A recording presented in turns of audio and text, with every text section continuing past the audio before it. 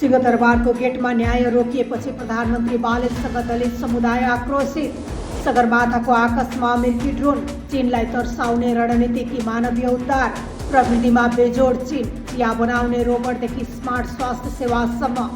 सङ्घ वर्सेस स्थानीय तह, शिक्षा मन्त्रीले बोलाए विद्रोही मेयरहरू। सुकुम्बासी बस्तीमा डोजर, 50 लाखको भविष्यकी महानगरको रहर। गृह मन्त्रालयको रिक्त कुर्सी, नैतिकताकी राजनीतिक दाउ। राज्य कोषमा ब्रह्मालुटको फेरिहस्त, अर्थमन्त्रीको आम्ने जुरिङ्ग। प्रहरी हिरासतमा श्रीकृष्ण विश्वकर्माको शङ्कास्पद मृत्यु भएपछि न्यायको भिक्षा माग्न आएका दलित अधिकार कर्मी र पीडित परिवारलाई प्रधानमन्त्री बालेन शाहले भेट नदिएपछि आन्दोलन चर्किएको छ। जिम्मेवार सम्हालेका प्रधानमन्त्रीले आफ्नै नागरिकका पीडा सुन्न नचाहेको भन्दै माइती घरमा आक्रोश पोखिएको हो। सरकारी छानबिन समितिले अपराधी जोगाउने आशंका गर्दै पीडित पक्षले निष्पक्ष अनुसन्धानको माग गरेका छन्। ट्रम्पका विशेष दूत सर्जियो गोरेले सगरमाथा आधार शिविरमा कार्गो ड्रोन उडाएपछि नेपालको कूटनीतिक वृत्तमा तरङ्ग पैदा भएको छ। उद्धार र ढुवानीका लागि भनिएको अल्ट्रा एक्स जेन 2 ड्रोनले सीमा क्षेत्रमा चीन र भारतको सुरक्षा संवेदनशीलतालाई झस्काएको छ। सरकारी अनुमतिबारे प्रशासन मौन रहँदा यो कदम केवल प्रवृत्ति प्रदर्शन हो कि भुज राजनैतिक जासुसी भन्ने गम्भीर प्रश्न उठेको छ। चीनको फुझौमा आयोजित 9 डिजिटल शिखर सम्मेलनले भविष्यको संसारको झलक देखाएको छ। 56,000 वर्ग मिटरमा फैलिएको प्रदर्शनीमा मानव जस्तै रोबोटले आगन्तुकको स्वागत मात्र गरेनन्, जटिल शल्यक्रिया र कृषि प्रणालीलाई एआईको तागत पनि प्रस्तुत गरेका छन्।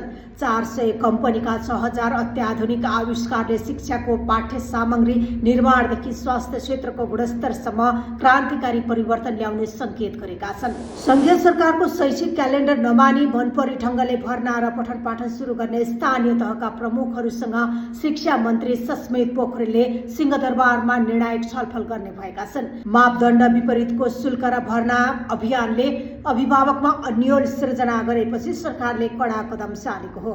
सोमबार बस्ने भनिएको बैठकले स्थानीय सरकारको स्वायत्तता र सङ्घीय निर्देशन बीचको टकरावलाई नयाँ निकास दिने अपेक्षा गरिएको छ। लालपूर्जा नभएका 12 लाख परिवारलाई हटाउने हो भने नेपालको ठूलो जनसङ्ख्या गरिबको गहिरो चक्रमा फस्ने एमाले महासचिवको चेतावनी रहेको छ।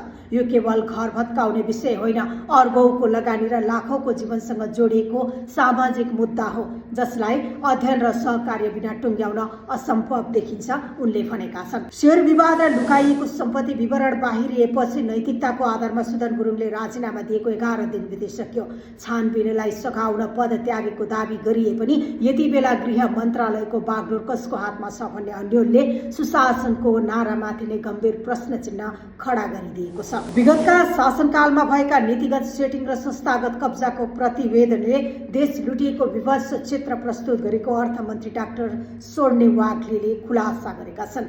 उनले जनता विरुद्ध गरेको यो स्तरको अपराध अक्षम्य रहेको र वर्तमान सरकार फोहोर सफा गर्न कठोरतापूर्वक दृढता व्यक्त गरेका छन्। यो निजी क्षेत्रलाई तर्साउन नभई स्वस्थ अर्थतन्त्र निर्माणका लागि चालिएको बाध्यकारी कदम हो, उनले भनेका छन्।